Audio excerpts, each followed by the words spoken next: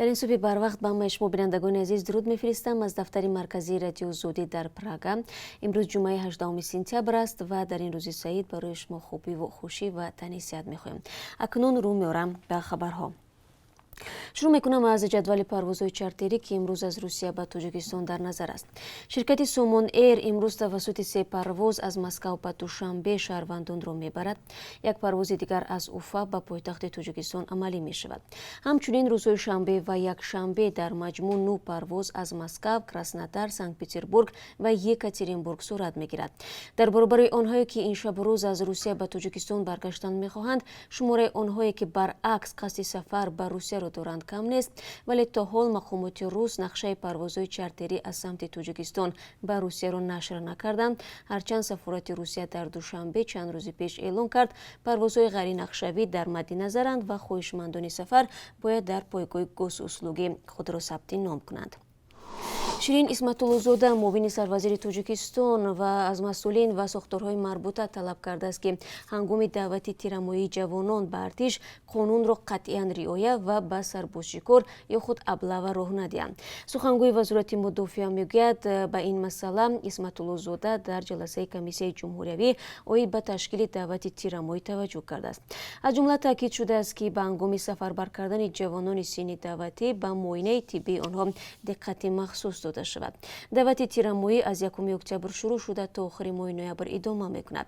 دعوت به خدمت در ارتش تاجیکستان سالی 2 بار صورت میگیرد. از 15 تا 16 هزار جوانی از 18 تا 27 ساله به خدمت حتمی عسکری جلب میشوند.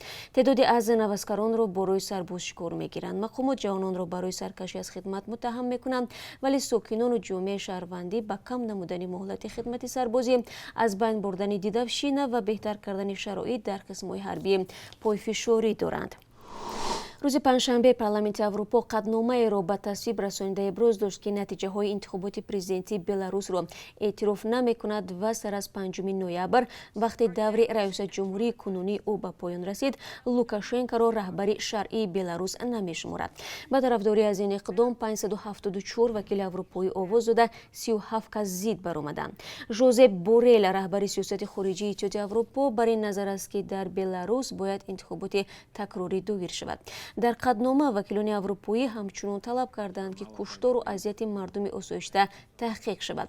پارلمانت اروپا گفته است که شروع هماهنگسازی مخالفین حکومت بلاروس را موقتا همچون نیروی قانونی نماینده مردم این کشور ارزیابی خواهند کرد. قطعنامه پارلمانت اروپا سند مشورتی است و نهادهای اروپا آن را به حیث دستورالعمل قبول خواهند کرد.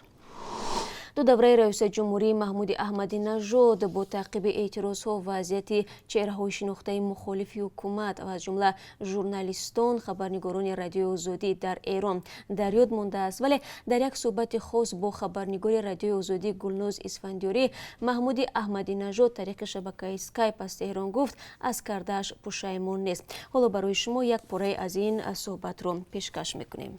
آیا کاری کردید یا حرفی زدید در 2 دوره ریاست جمهوریتون که الان ازش پشیمونید؟ خیر، چرا باید پشیمون باشم؟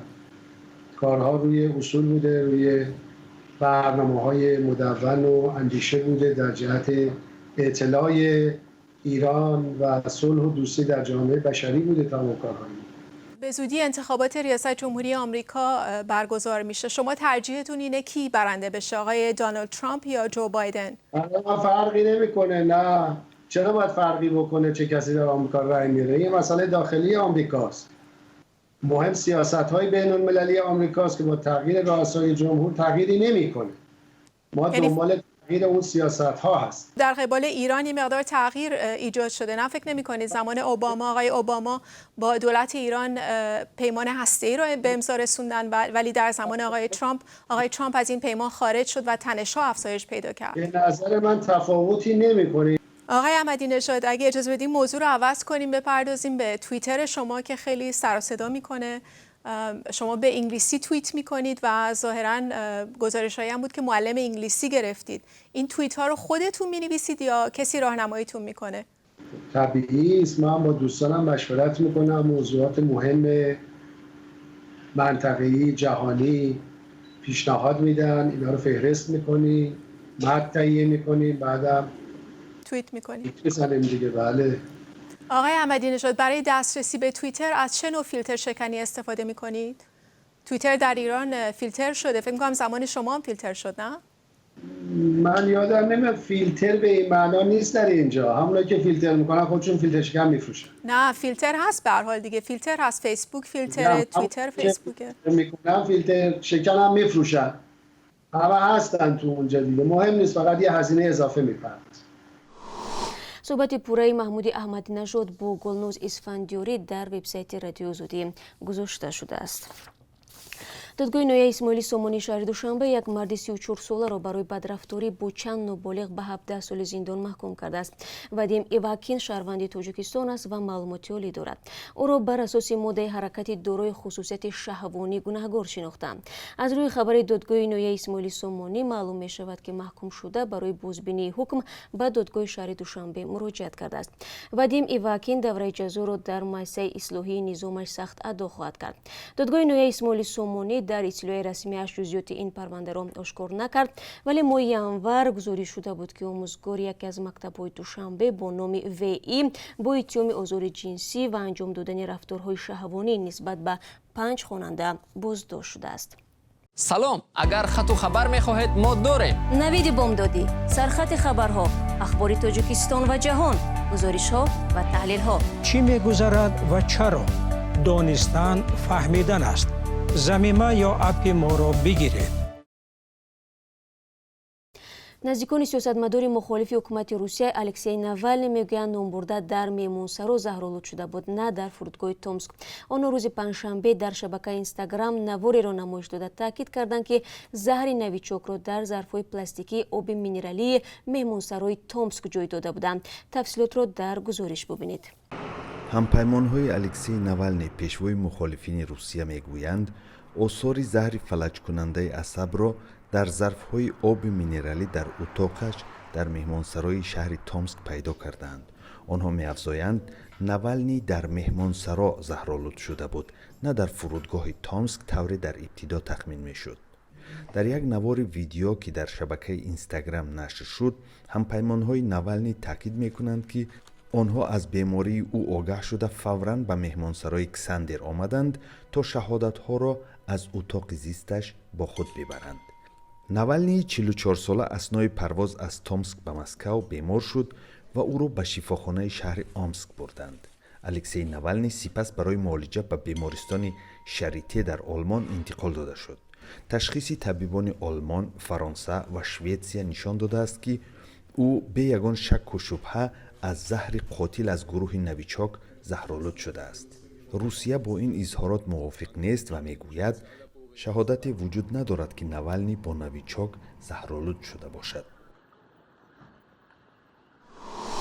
در فرودگاه تالماچووی نوسیبیرسک کارمندان گمرک از باغوج یک زاده تاجیکستان دهها قوطی اتریات قلبکی برندهای معروف را آشکار کردند. مسافر خطسیر چارتری دوشنبه نوسیبیرسک برای بیش از 100 قوطی اتری که با خود داشته است یگان سند پیشنهاد نکرده است. نماینده گمرک نوسیبیرسک تاتیانا سوبشان و از قبل شهروند تاجیکستان میگوید او این بار را برای فروش میبرد. اتریات مصادره و با قرار دادگاه نابود کرده می شود. به زاده تاجیکستان جریمه تهدید میکند، زیرا نسبت او با اتهام استفاده غیرقانونی تمغه‌های تجارتی بیگانه پرونده مأموری آغاز گردیده است. و بینندگان عزیز، قبل از آن که درباره قرب اسعار خارجی به شما معلومات بدیم، باید بگویم که طبق خبرهای رسیده از 16 سپتامبر بعد به پایان آمدن مهلت امتیازهای پیش بینی شده نسبت مهاجران در روسیه، بازداشت‌های گروهی و اخراج آنها به چشم می‌رسد. دیروز حامیان حقوق همراه نایب کنسول تاجیکستان از شعبه ملیسا ده‌ها مهاجران بازداشت شده تاجیک را رها نمودند. در این باره در برنامه خبری با تفصیل صحبت خواهیم کرد.